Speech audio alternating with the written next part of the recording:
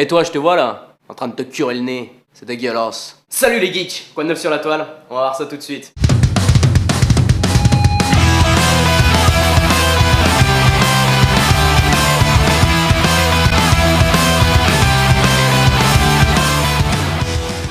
Vous savez, dans le podcast français, il y a plusieurs types de familles. Ceux qui font des blagues sur le quotidien, ceux qui font des sketchs, celles qui se maquillent. Et il y a des types comme moi qui cherchent des vidéos sur internet. Et des fois, c'est vraiment pas beau. Chacun ses spécialités, après tout. Si les podcasteurs étaient médecins, je pense que je serais promptologue. Celui qui...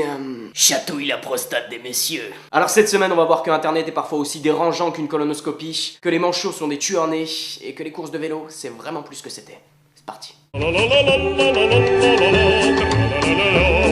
Je suis le boss, j'ai tout compris à la vie. Et la vie, je vais vous l'apprendre. Je me lève tous les matins avec un grand sourire, puisque je sais qu'en me réveillant, je vois un mec beau, fort, intelligent, admirable. Chaque semaine, je me tape la vidéo d'un mec qui a un ego aussi démesuré qu'une américaine accro au fast-food. Je me demande pourquoi toute une génération de jeunes est devenue à ce point aussi bête. Tiens, on a qu'à dire que c'est à cause de la drogue. Ouais gros, t'as raison. Ou des jeux vidéo, c'est bien connu, ça rend fou. Et ça va mec, je vais bien. Mais non, si on demandait plutôt à ce mec qui, je cite, veut nous apprendre la vie. Alors c'est quoi ta réponse, bro? Personnellement, je vois seulement un mec en costard avec une couronne de galettes de roi sur la tête, qui passe son temps à faire des pompes, embrasser ses propres muscles, rester dans son lit toute la journée, et regarder sa caméra avec une tête de con, le tout sur une musique égale à son bon goût.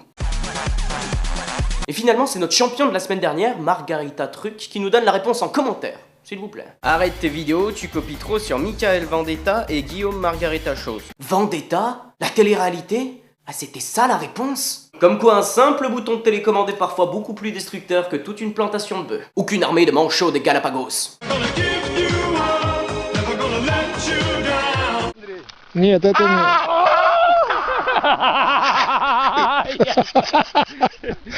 Cette vidéo est tellement marrante que Kim Jong-il l'a mis sur son mur Facebook. Trop marrant. Je lol. Pourtant cet homme est dur, très dur. Et toi là-bas je te vois déjà faire une blague sur le mot dur, alors tu arrêtes. Tu me connais bien petit, trop bien.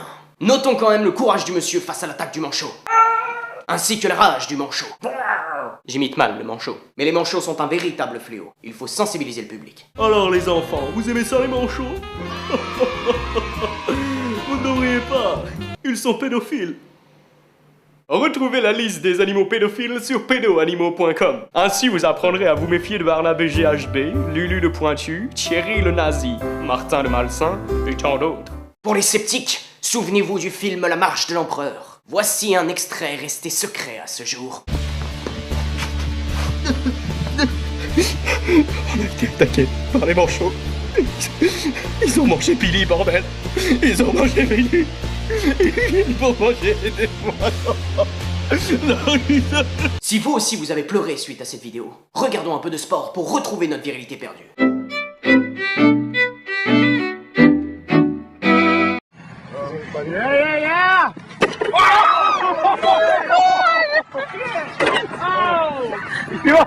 C'est vrai que le vélo c'est toujours plus sympa quand on place des pièges sur la route. Je suis sûr que je regarderais le Tour de France s'il y avait des pièges à loups un peu partout, des lasers, des zombies. Mais ce pauvre cycliste se tape la tête la première sur le sol et la seule réaction qu'il y a c'est...